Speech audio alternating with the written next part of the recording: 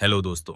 स्वागत है आप सभी का मेरे चैनल सच एंड सीन में। हिमालय की बर्फीली चोटियों के बीच उत्तराखंड में 16,000 फीट की ऊंचाई पर स्थित है एक रहस्यमयी और भयावह झील, रूपकुंड झील, जिसे लोग स्केलेटन लेक यानी कंकालों की झील के नाम से जानते हैं, क्योंकि यहाँ की बर्फ के नीचे दबे पड़े हैं 800 से भी ज्यादा इंसानों के ढांचे।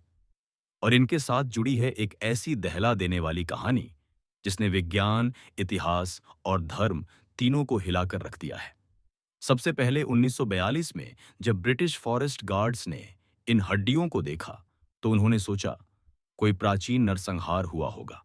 लेकिन जब 2004 में वैज्ञानिकों ने इन ढांचों का डीएनए टेस्ट किया तो जो खुलासा हुआ वो रोंगटे खड़े कर देने वाला था। ये सभी लोग एक ही समय के नहीं थे, बल्कि अलग-अलग युगों से ताल्लुक रखते थे।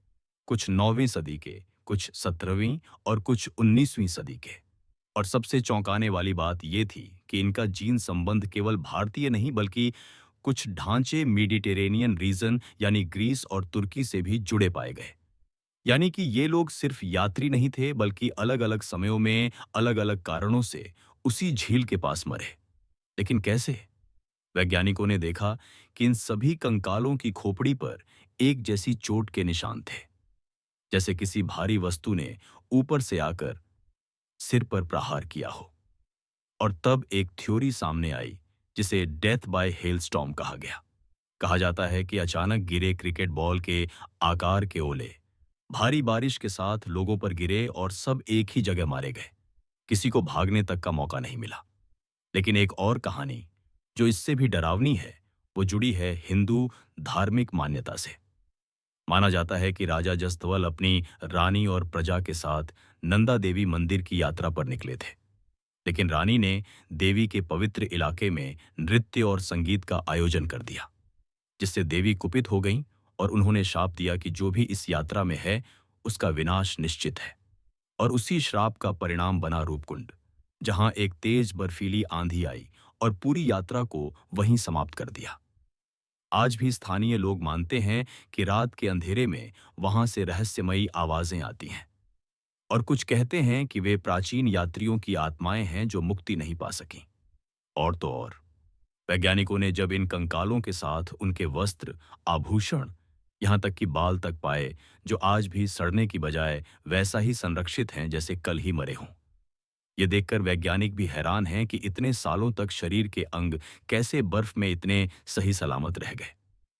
2019 में एक और रिसर्च टीम ने झील के भीतर गोताखोर भेजे और उन्होंने बताया कि झील के तल में अब भी सैकड़ों ढांचे मौजूद हैं जो अभी तक बाहर नहीं आए। कुछ के सिर के अंदर की हड्डियां बाहर निकली हुई हैं, कुछ के पैर के जोड़ टूटे हुए हैं और डरावनी बात यह कि उनके चेहरे जैसे जम गए हों, मानो मरने से पहले कुछ ऐसा देखा हो जो इंसानी समझ से परे था।